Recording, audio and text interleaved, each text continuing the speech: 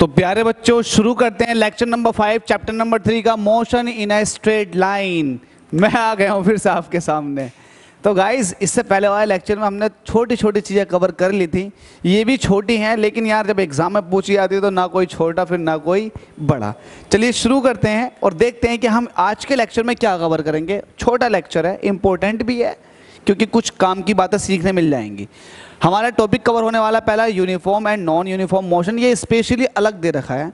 अगर आप एसएल पढ़ रहे हैं ना एसएल से, तो एसएल से ही मैं पढ़ा रहा हूँ, उसमें आप देखेंगे तो बिल्कुल अलग दे रखा है uniform and non uniform motion, velocity और स्पीड के अलावा आगे को।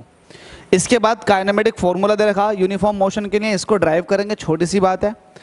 और साथ में फीचर्स ऑफ यूनिफॉर्म मोशन है ना। कुछ चीज़ें इसमें ऐसी हैं जो मैं ओरल ही बता दूंगा, सॉल्व नहीं करके बताऊंगा, क्योंकि हम उसे कई बार डिस्कस कर चुके हैं। जैसे कि यूनिफॉर्म मोशन के बारे में बिल्कुल नहीं बताऊंगा, लिख करके वैसे ही बता दूंगा क्या होता है भाई यूनिफॉर्म मोशन।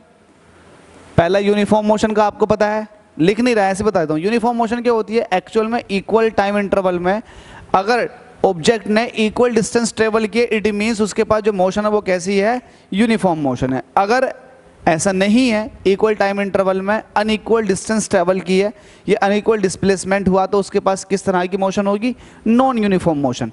बिल्कुल सेम डिट्टो जैसे मैंने बोला है वैसे ही लिखी हुई है, आप देख सकते हैं, आप समझ सकते हैं। समझ तो खैर गए ये तो समझ सकता हूँ ना मैं, आप समझ गए मेरी बात को।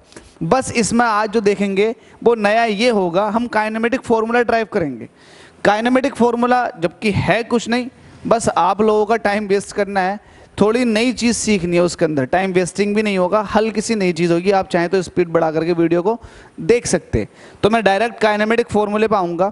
एक्चुअल में काइनेमेटिक फॉर्मूला जो होता है ना, वो ये चेक करने के लिए होता है, ये चेक करने के लिए होता है कि आपने डिस्टेंस कितनी ट्रैवल की है यूनिफॉर्म वेलोसिटी के केस में। अब कहोगे वेलोसिटी में तो मुझे डिस्प्लेसमेंट कैलकुलेट करना, तो भाई मैं डिस्प्लेसमेंट, अब यहाँ पर जो डिस्प्लेसमेंट होगा उसको मैं क्या कह रहा हूँ, उसको मैं डिस्टेंस कहूँगा, क्योंकि यहाँ पर डिस्प्लेसमेंट जो है ना वो डिस्टेंस के बराबर होगा। तो मैं ये कह रहा हूँ कि अगर आपके पास यूनिफॉर्म मोशन हो रही है तो उस यूनिफॉर्म मोशन में आपने कितना डिस्टेंस ट्रेवल किया है उस चीज़ को कैलकुलेट करेंगे। इसमें दूसरी चीज़ ये भी पता चल जाएगी कि टी टाइम के बाद ऑब्जेक्ट की पोजीशन कितनी होगी, अगर यूनिफॉर्म वेलोसिटी का केस है तो। ठीक है भाई, काइनेमेटिक फॉर्मूला ड्राइव कर रहे हैं। Kinematic formula for uniform motion ना, स्पेलिंग सही करके लिख लो, स्पेलिंग देखते रहना, वो हो जाता है। ये हो गई सही लिखी हुई लेकिन घिचपिस हो गई। Kinematic formula for uniform motion देखो कैसे, जैसे को हम बिल्कुल वैसे समझ लेना। लेट अस सपोज कि ये ऑब्जेक्ट ओरिजिन है, ये ऑब्जेक्ट तो मैं अभी रखूंगा आगे, ये ओरिजिन है। ओरिजिन के रिस्पेक्ट में ऑब्जेक्ट फिलहाल यहां पर रुका हुआ है, यहां पर रुका हुआ है, इसको time t is equal to 0 कह रहा हूं, ये टाइम t नोट है। यहां पर मैं गया, पोजीशन यहां की बात कर लेता हूं तो ये पोजीशन x नोट कहलाएगी। थोड़ा सा मैं आगे को मूव किया, स्ट्रेट लाइन में आगे को मूव किया, तो सपोज दैट मेरी नेक्स्ट पोजीशन हो गई ये, इस पोजीशन को, इसको कह दो आप t इज इक्वल टू 0 पर है, तो ये t इज इक्वल टू, ये t टाइम पर है, टाइम t पर है। ये आप यहाँ की पोजीशन की बात कर रहे हो, तो लेट अस सपोज कि ये जो ओरिजिन के रिस्पेक्ट में पोजीशन कहलाएगी, लेट अस सपोज कि ये x1 है। अब आप और आगे को मूव किए, टाइम भी लगा हुआ है, तो आगे को और मूव करोगे तो टाइम भी लगेगा भाई। तो आप लेट अस सपोज यहाँ पहुँच गए और ऐसा करने में आपको टाइम जो लगा है वो t डैश लगा। कितना लगा, t डैश, डैश नहीं दिख रहा होगा, थोड़ा बड़ा कर देता हूँ, t डैश टाइम लगा। ऐसी सूरत हाल में जो पोजीशन हो चुकी है वो हो चुकी है x2। सारी की सारी पोजीशन जो आप देखोगे वो किसके रिस्पेक्ट में देखोगे, ओरिजिन से देखोगे। ठीक है भाई, ठीक है। अब मैं बात कर रहा हूँ शुरुआत की मोशन की, जब object t is equal to 0 पर था और वो थोड़ा सा आगे मूव किया, उस केस में जो डिस्प्लेसमेंट होगा ऑब्जेक्ट का वो ये होगा, जिसको आप कहोगे x1 माइनस x नोट। ठीक है भाई, ये वाली बात आपको क्लियर पता है। अगर मैं इस वाले डिस्प्लेसमेंट की बात करूं कि time is equal to T से टी डैश पर पहुंचने में ऑब्जेक्ट को कितना डिस्प्लेसमेंट ट्रेवल करना पड़ा, तो आप कहोगे पूरा डिस्प्लेसमेंट ही है, उसमें से x1 माइनस कर दो। कितना माइनस कर दो? x1 माइनस कर दो, तो ये डिस्प्लेसमेंट कितना हो जाएगा? x2 माइनस x1, यहां से यहां तक। आई होप ये आपको सब कुछ समझ में आ चुका होगा। चलिए आगे देखते हैं। अब ये सब चीजें तो आ गई समझ में, मैं शुरुआत की बात कर लेता हूं। जब object t is equal to 0 से t is equal to t पर पहुंच गया, t टाइम बाद ऑब्जेक्ट यहां पहुंच गया, तब उस कंडीशन में क्या हुआ? तो मैं वही कह रहा हूं, इसमें लिख नहीं रहा हूं। लेट अस सपोज, चलो लिख देते हैं थोड़ा सा। Let us suppose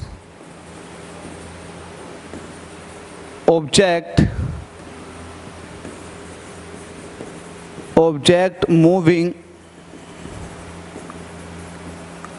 along a straight line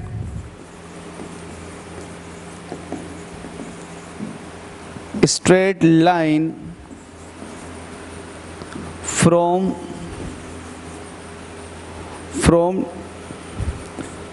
t is equal to 0 to, चलो ये टाइम की बात मत बताओ, अभी टाइम की बात मत बताओ, टाइम की बात हम बात को कर लेंगे। स्ट्रेट लाइन फ्रॉम ओरिजिन, इतना लिख दो, from origin.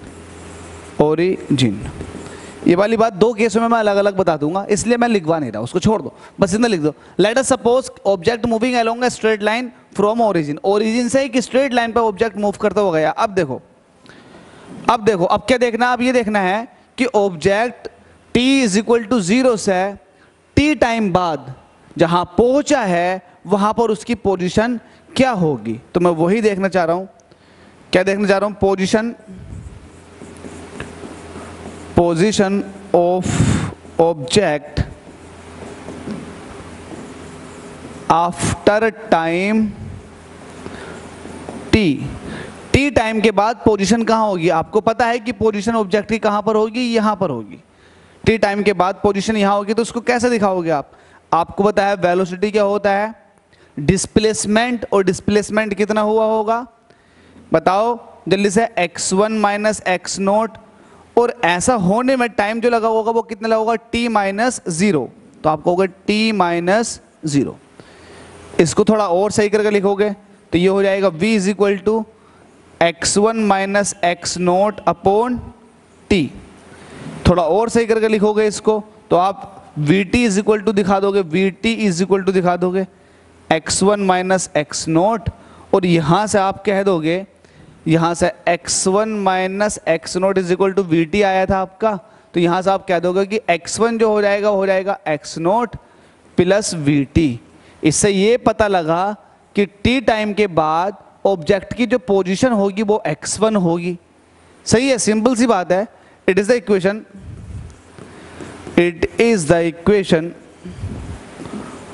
of the body at time t।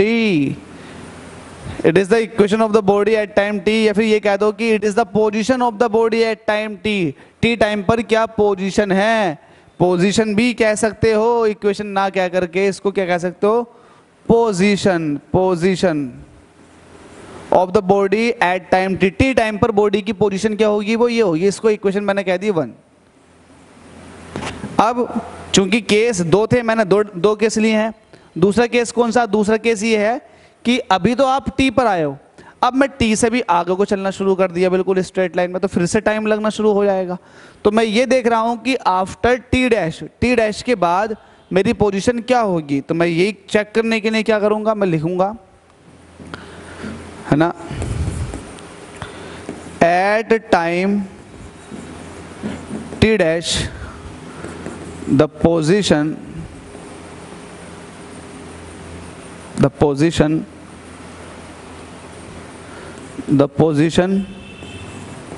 of the body। Colour change नहीं कर रहे हैं, ऐसे रहने देते हैं, अब चेंज कर लेते हैं। At time t dash the position of the body, बताओ क्या होगी? आप क्या कहोगे? Velocity is equal to again displacement. अब मुझे बताओ जब मैं t से t डैश पर गया तो मुझे डिस्प्लेसमेंट इतना मिला, ठीक है ना, क्योंकि वहां से वहां तक पहुंचने में सिर्फ उतना ही डिस्प्लेसमेंट मिलेगा। और टाइम कितना होगा? t डैश माइनस t, ऐसे भी लिख देंगे। तो डिस्प्लेसमेंट कितना हो जाएगा? ये हो जाएगा x dash minus x upon T dash minus T. देखो यही है ना, आपने इसको एक्स डैश ले रखा, एक तरफ आपने आपके पास क्या एक्स डैश है, एक्स डैश है या एक्स टू है, नहीं सॉरी एक्स टू है, आपने टाइम को ले रखा है डैश में, तो आप कहोगे एक्स टू, आप कहोगे इसको X two minus X one है या एक्स है, X two minus X one upon, इसको आप कैंसिल कर, इसको आप हटा सकते हो, पूरे को हटा दो यार। मैंने X velocity is equal to X two minus X one, सही करके और बढ़िया करके कैसा लिखा जा रहा है, X two minus X one upon T dash minus T, क्योंकि टाइम जो ले रखा आपने वो डैश में ले रखा है, टी डैश माइनस टी। ठीक है भाई, ये वाली बात पूरी हो गई, ये वाली बात बच्चे पूरी हो चुकी है। तो इसको अब आप कैसे दिखाओगे, इसको आप कहोगे कि v ये चले जाएगा T dash minus T is equal to हो जाएगा X two minus X one. चूंकि आपको पोजीशन चाहिए, पोजीशन जो है वो आपकी x2 पर है, तो आप कहोगे x2 जो हो जाएगा वो हो जाएगा x1 plus V T minus, देखो टी डैश माइनस टी, तो ये नेक्स्ट पोजीशन हो गई, तो आप इसको लिख दोगे इट इज द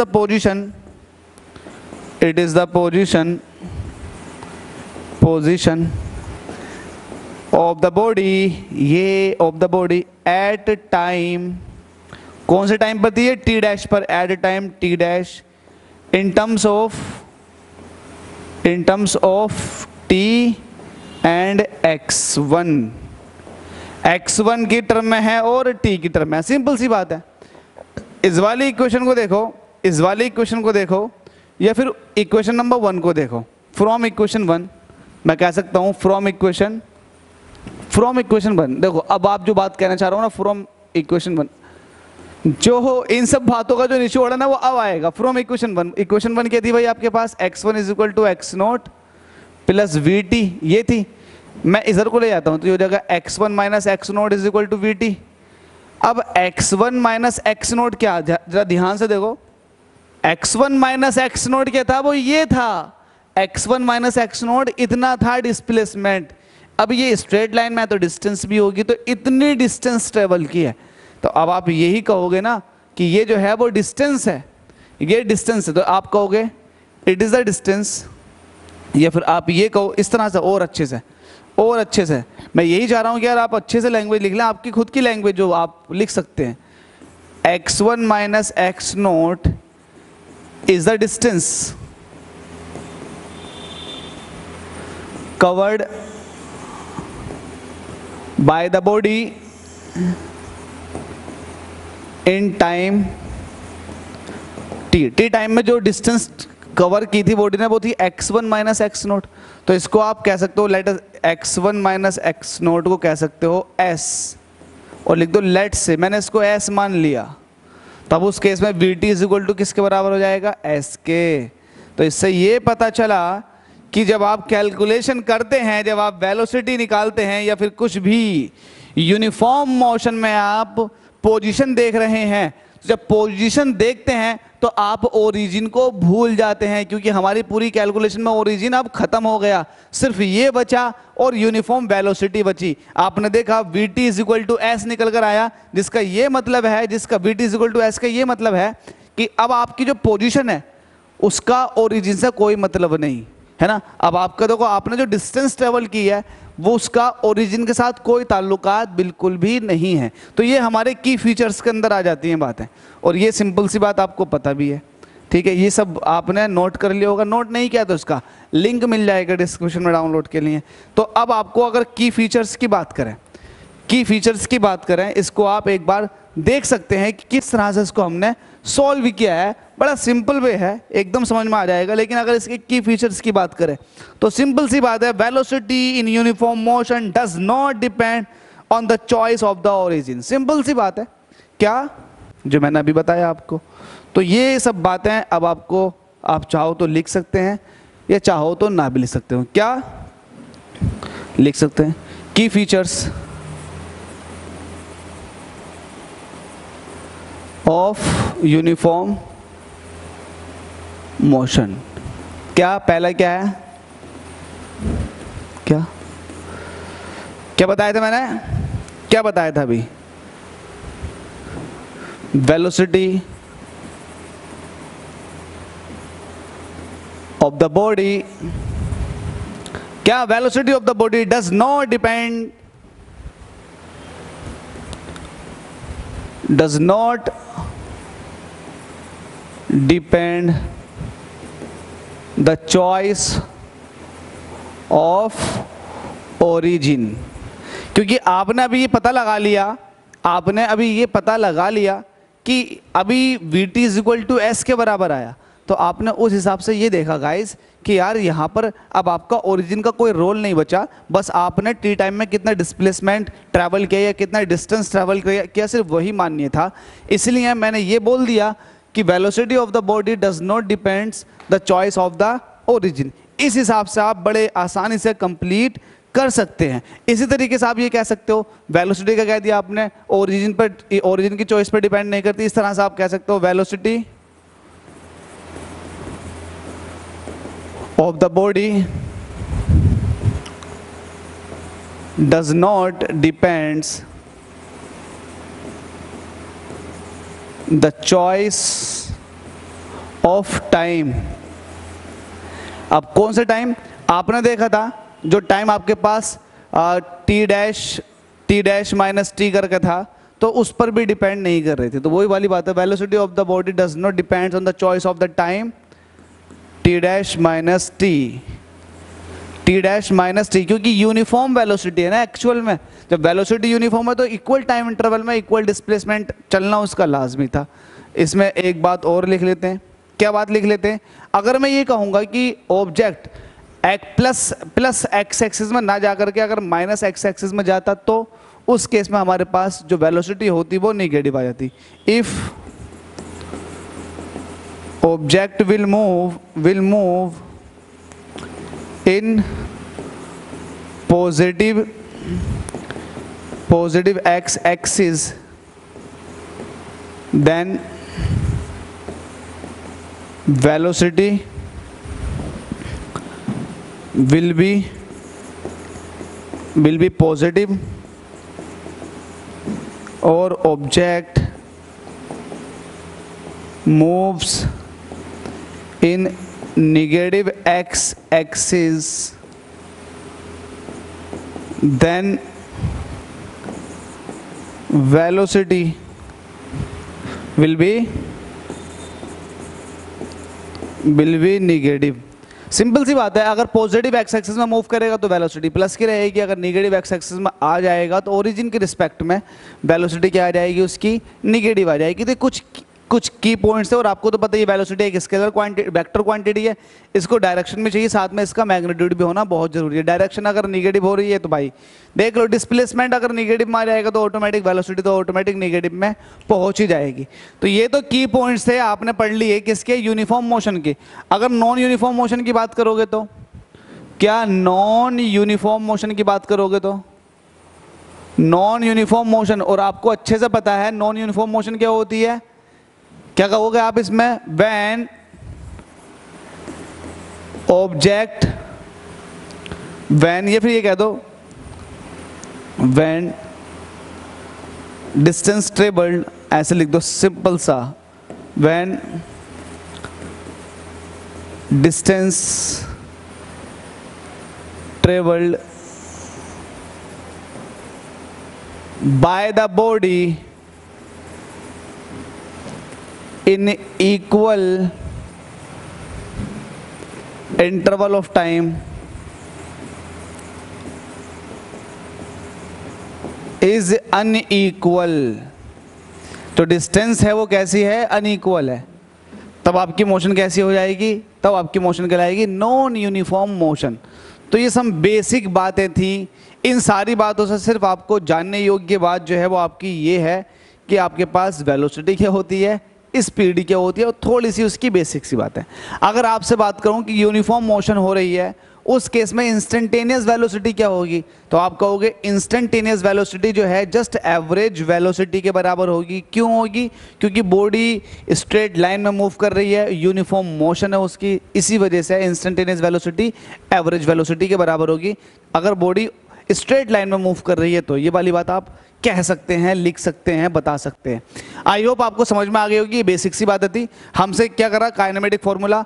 अब देखिए काइनेमेटिक फॉर्मूले की अगर बात करें तो काइनेमेटिक नाम से छिप रहा है इस पर काइनेमेटिक, एक्चुअल में इस पर कोई एक्सटर्नल फोर्स नहीं लग रहा, तभी इसकी वेलोसिटी यूनिफॉर्म थी। अगर एक्सटर्नल फोर्स अप्लाई होती तो फोर्स की वजह से इसके अंदर एक्सेलरेशन वगैरह आ जाती है, फिर वेलोसिटी भी चेंज हो जाती है, नॉन यूनिफॉर्म का केस बन जाता। तो ये था फिलहाल आज का हमारा टॉपिक जो कवर किए, यूनिफॉर्म और नॉन यूनिफॉर्म मोशन, ये हमने कवर कर दिया। Kinematic formula for uniform motion ये बता दिया हमने, क्या पोजीशन थी टी टाइम बाद, और ये भी पता लगा लिया कि भाई जो डिस्टेंस ट्रैवल हो रही है यूनिफॉर्म मोशन में उसका ओरिजिन से अब कोई ताल्लुकात नहीं है, ओरिजिन की चॉइस पर डिपेंड नहीं करती, डायरेक्ट चाहे डिस्प्लेसमेंट देख लो आप, ये वाली बात आ गई।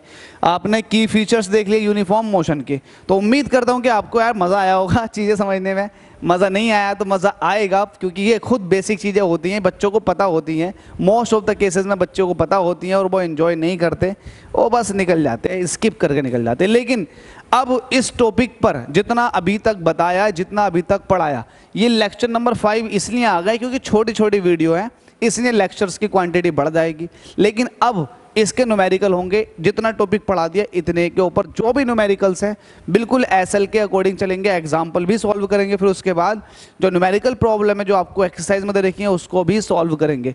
मैं नहीं चाहता कि आप एक भी क्वेश्चन स्किप करें, क्योंकि आपके लिए इंपॉर्टेंट है। और एक बात और, मैं किसी एक लेक्चर में, अब सपोज दैट मेरे पास 20 क्वेश्चन है, तो मैं एक ये काम कर लूँगा आप लोगों के लिए कि मैं हर एक क्वेश्चन की एक सेपरेट वीडियो बनाऊंगा, उसके अंदर उसके बारे में पूरा बता दूँ, हर न्यूमेरिकल की एक वीडियो, हर न्यूमेरिकल की एक वीडियो।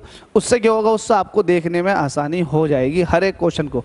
सपोज दैट आपको अगर 4 क्वेश्चन आते हैं, 5 क्वेश्चन नहीं आते, तो आप उन चारों क्वेश्चनों को स्किप कर सकते हैं और उन 5 क्वेश्चनों पर फोकस कर सकते हैं। ये फ़ायदा हो जाएगा अलग अलग अगर मैं क्वेश्चन बनाता हूँ तो। चलिए बने रहिएगा, अब क्वेश्चन का नंबर आता है, क्वेश्चन को लगाएंगे।